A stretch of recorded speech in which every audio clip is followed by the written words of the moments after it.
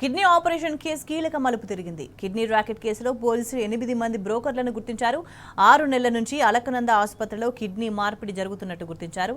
ఈ వ్యవహారంలో బెంగళూరుకు చెందిన డాక్టర్సే కీలక పాత్రని తేల్చారు.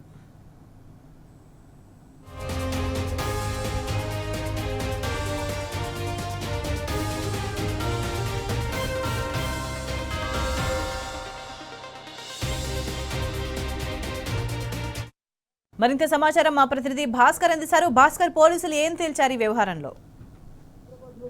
కిడ్నీ ఆపరేషన్ కేసులో కీలక ఆధారాలు లభించాయి. దీంట్లో దేశవ్యాప్తంగా సంచలనం సృష్టించినటువంటి కేసుకు సంబంధించి రాకెట్ కేసులో మొత్తం 8 మంది బ్రోకర్లుగా గుర్తించినటువంటి పోలీసులు 6 నెలల నుంచి అలకనంద ఆసుపత్రిలో కిడ్నీ మార్పిడి జరుగుతున్నట్టుగా కూడా గుర్తించారు.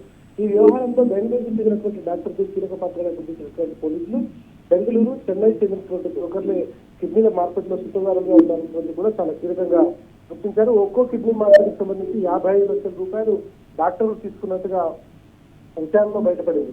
చెన్నై నుంచి 2 మహిళలను తీసుకొచ్చి ఆపరేషన్ చేసినటువంటి డాక్టర్లు బెంగళూరుకు చెందినటువంటి లాయర్ నర్సుకు కిడ్నీ మార్పిడి చేసినట్టుగా కూడా ఈ వివరాలను బయటపెట్టడం జరిగింది. విచారణ ద్వారా కిడ్నీ మార్పిడికి డాక్టర్కి 55 లక్షలు ఇచ్చినటువంటి లాయర్ కిడ్నీ మార్పిడికి 45 లక్షలు ఇచ్చిన నర్సును కూడా విచారించి ఆ వివరాలను తెలుసుకున్నారు. చెన్నైకి చెందినటువంటి భాను ఫిరోజా బానుని కిడ్నీ డోనర్స్ గా గుర్తించారు అధికారులు.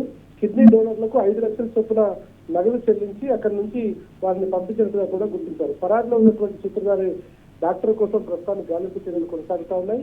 హైదరాబాద్ నగరం కేంద్రంగా జరిగినటువంటి కిడ్నీ మార్పుకు సంబంధించి కిడ్నీ రాకెట్ కు సంబంధించి పెద్ద ఎత్తున ఇష్యూ బయటకు రాగానే బెంగళూరు, చెన్నైతో పాటు అనేక ప్రాంతాల్లో ఎక్కడైతే బెంగళూరుగా ఏర్పాటు చేసుకొని పనిచేస్తున్నారో వాటన్నింటిపైన పోలీసులు రైడ్ చేశారు. అప్పటికప్పుడు రైడ్ చేసినటువంటి క్రమంలో కొన్ని కీలక అంశాలు కూడా బయటపడ్డాయి. మొత్తం దీంట్లో బెంగళూరు, చెన్నై, హైదరాబాద్ తో కలిపి 8 మంది బ్రోకర్లు ఉన్నారని చెప్పడం జరిగింది. ఇంకా కొన్ని చోట్ల వీళ్ళు ఆసుపత్రులను కూడా ఎంగేజ్ చేసుకున్నట్టుగా తెలుస్తుంది. ఆ హాస్పిటల్ ఏవి దీంట్లో ఇప్పటివరకు బయటపడినటువంటి లాయర్, నర్సు కాకుండా ఇంకా ఎవరైనా ఉన్నారా అనేటువంటిది కూడా చెక్ చేస్తున్నారు. ఎందుకంటే డాక్టర్లను 3 అదుపులోకి తీసుకున్నారు.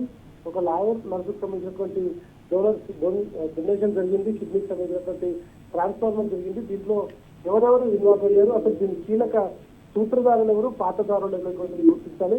పాతదారులు అనేటువంటి వారిని మాత్రం కొంతమందిని గుర్తుపెట్టారు. ఇంకా చాలా మందిని దీంట్లో పట్టుకోవాల్సిన అవసరం. అదేవిధంగా సూత్రధారులు మాత్రం ఇంతవరకు బయటపడలేదు. వారికి సంబంధించినటువంటి పోలీసుల వేట కొనసాగుతుంది. మరి ఇంకా రానున్న రోజుల్లో దీంట్లో కీలక అరెస్ట్ జరిగేటువంటి అవకాశం కనిపిస్తోంది.